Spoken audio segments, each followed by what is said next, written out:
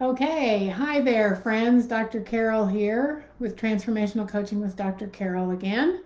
I wanted to come in today and talk about binging or restricting as it relates to food and our eating habits. Do either one of them really work? Let's talk a little bit for about this whole idea of restricting. I am the hashtag done with diets coach because I'm done with deprivation and the whole concept of a diet.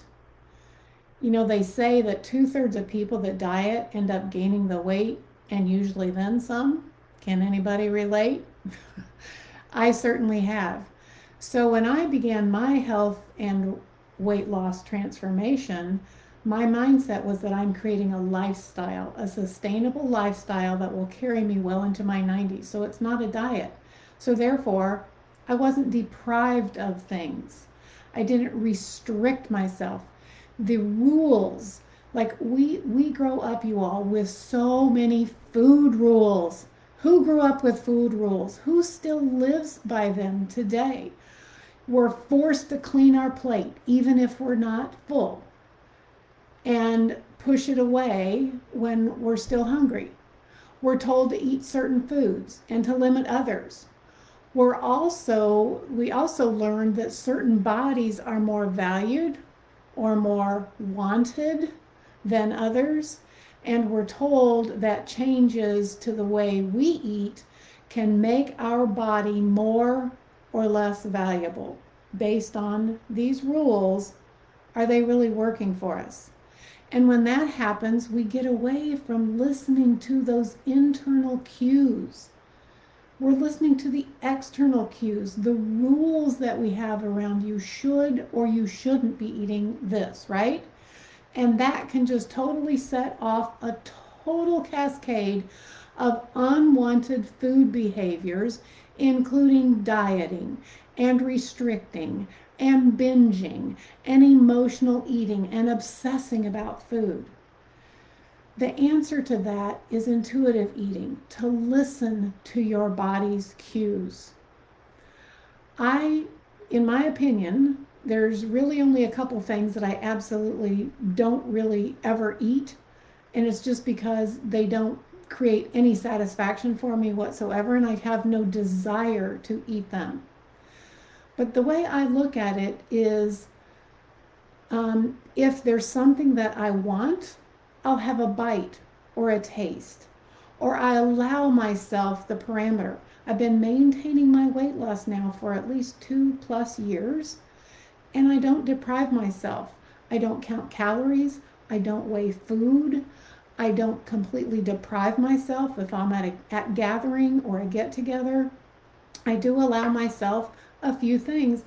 The idea is it's just that one um, event, that one meal, that one bite, that one serving, that one portion, and I'm right back on my sensible eating, eating according to my intuition, what it is that my body wants and needs. So I wanted to address this whole thing of restricting and food rules because what does it lead to? It leads to binging. Now, for those of you who are able to 100% completely live your life completely restrictive and according to the food rules and weigh and measure and never eat that food, good for you. But the majority of us, it doesn't work that way because what ends up happening is the inner rebellious child within us says, you can't tell me what to eat. I'm going to eat whatever I want. And that one bite leads to the next, leads to the next meal, leads to the next day, and before you know it, you have gained that weight back. So another really quickie here is that I wanted to invite us all to not look at food as good or bad. That's kind of a food rule in and of itself.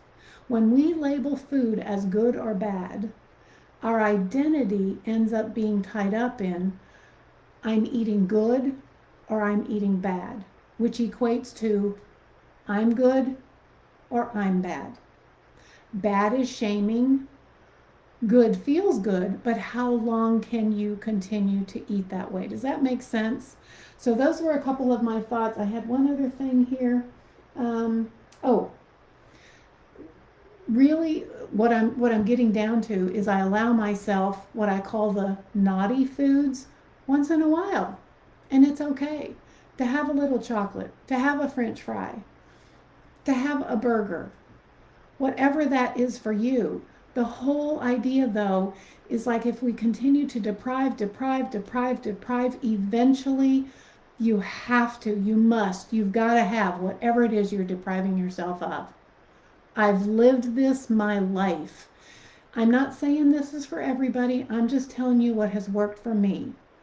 That when I allow myself to have a little bit, to have a bite, to have a mindful, I call this a mindful binge. It's intentional, it's planned. So I'm not sabotaging my success. It's planned. I am intentionally eating that burger with fries, for example. I do have a burger with fries once in a while. I intentionally eat it. I don't feel bad. I'm not shaming. I'm not self loathing. I'm enjoying the naughty food, and then I just get right back on it. I hope that's resonating with you in some way. I'm serious. I'm ready to burst into tears over the mindset of I can't have that, of restriction, of deprivation.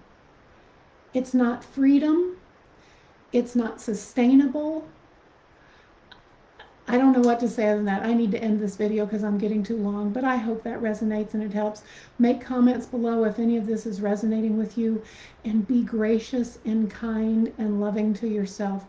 It's okay to have the naughty foods once in a while. It's when we live every moment in every day eating those naughty foods continually, or if we restrict and end up eating that naughty food and then hide, live in shame and self-loathing, right?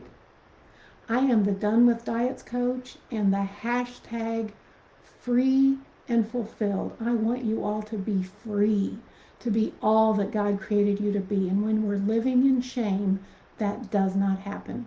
So walk in the freedom that God has given you. I am your body confidence coach, Dr. Carol, with Transformational Coaching with Dr. Carol, tcdrcarol.com. Thank you. Where is my end button? I always end up in trouble with these end buttons. Okay, I think I'm done.